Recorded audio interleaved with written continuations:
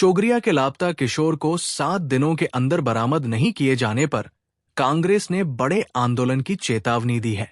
शुक्रवार को उत्तर दिनाजपुर जिला कांग्रेस अध्यक्ष मोहित सेनगुप्ता ने इस्लामपुर ब्लॉक के माटीकुंडा इलाके के चोगरिया गांव के लापता किशोर के परिवार से मुलाकात करने के बाद इस्लामपुर पुलिस जिला के एसपी कार्यालय आए, लेकिन जिला पुलिस अधीक्षक और अन्य अधिकारियों की अनुपस्थिति के कारण उन्होंने अपना गुस्सा और निराशा व्यक्त की। घटना এত পৈশাচিক ঘটনা পশ্চিমবঙ্গের ইতিহাসে প্রথম।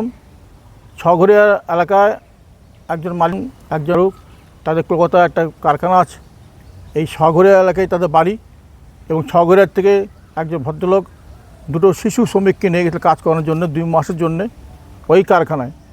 কিন্তু 1.5 মাস পরে দেখা গেল ছোট ছেলেটাকে একটা মিথ্যা অপবাদে নির্মম অত্যাচার, তাকে উল্টো করে ঝুলিয়ে অত্যাচারিতভাবে যেভাবে অত্যাচার করা হয়েছে, ইলেকট্রিক শক দেওয়া হয়েছে, তারপর তাকে রাস্তায় ফেলে দিয়ে আসছে এই শাহেন শাহ এবং ফারুক। কিন্তু আজকে আমরা একটা বলতে বাধ্য হচ্ছি, শাহেন শাহ ফারুক তাদের বাড়ি শাহেন শাহ ইসলামপুর এলাকায় মাটিকুন্ডা অঞ্চলে, হচ্ছে আমাদের Islampur SP, Islampur additional SP এবং পুলিশ অফিসাররা আজ অবধি তার বাড়িতে কোনো কোয়ারি করতে যায়নি।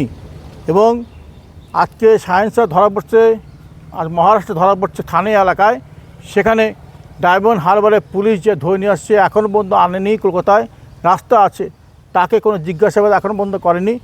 অথচ বড় ছেলেটাকে পুলিশি হেফাজতে রেখে দিয়েছে, ছোটো ছেলেকে খুঁজে পাচ্ছে না। আজকে পুলিশের নৈতিক দায়িত্ব ছিল ছোটো ছেলেকে খুঁজে বের করতে হবে এবং বড় ছেলেকে কালকে আগামীকাল কোরবানি ঈদ আছে, তাকে তার মায়ের কাছে পৌঁছে দেওয়ার দায়িত্ব পুলিশের ছিল। কিন্তু আজকে এখানকার পুলিশ কোনো কাজ করেনি, এখানকার পুলিশ তার বাড়িতে যায়নি, কোনো কোয়ারি করেনি। অথচ এরা সবাই ছঘরিয়া এলাকার বাড়ি, মালিক পক্ষ থেকে কারখানা মালিক পক্ষ থেকে আম করে যে শিশু শ্রমিক তারাও ছঘরিয়া এলাকার বাড়ি। কিন্তু আজকে আমরা তার এসপির কাছে আসছিলাম একটা মেমোরান্ডাম দেওয়ার জন্যে, 7 দিন সময় চাইছিলাম যে আজকে 7 দিনের মধ্যে বাচ্চা ছেলেটাকে যে না পাওয়া যায়, তারা জাতীয় কংগ্রেস থেকে জেলা কংগ্রেস থেকে এই জেলায় বৃহত্তর আন্দোলন করব। কিন্তু আজকে আমরা কি অসুবিধার মধ্যে আছি, অত দূর থেকে আমরা আসছি, এখানে এসপির কাছে এবং অ্যাডিশনাল এসপির কাছে সময় চেয়েছিলাম, তারা কেউ আমাদের সঙ্গে দেখা করতে পারবে না বলে দিচ্ছে, তাদের সময় নেই। অথচ তারা এখানেই ছিলেন, কিছুক্ষণ আগে বের হয়ে গিয়েছে। তারা বলছে পার্সোনাল কাজে খুব ব্যস্ত আছে দুজনেই, আমাদের সঙ্গে দেখা করতে পারবে না। এই হলো আমাদের ইসলামপুর ডিস্ট্রিক্ট পুলিশের ইতিহাস এবং চরিত্র। এবং থানা রায়গঞ্জ ইসলামপুর থানা আইসি বলেছে আমার সাথে দেখা করার আগে তার জ্বর হয়ে গেছে। কী অসুবিধা একে জানি না, আমার সাথে কথা বলতে। এবং আমরা জেলা কংগ্রেস থেকে আসছি, দেখা করতে আসছিলাম, একটা মেমোরান্ডাম দিয়ে গেলাম, রিসিভ কপি করে নিয়ে গেলাম। আজকে বলতে বাধ্য হচ্ছি এই ধরনের পুলিশ, অযোগ্য পুলিশ পশ্চিমবাংলা আছে বলে পশ্চিমবাংলা অসতর্ক যাচ্ছে।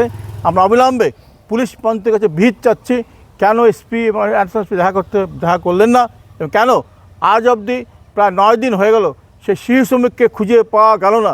তাই সে মারা গেল না মাটির তুলে পুঁতে ফেলা হলো, কোনো কিছু হদিশ পাওয়া যাচ্ছে না।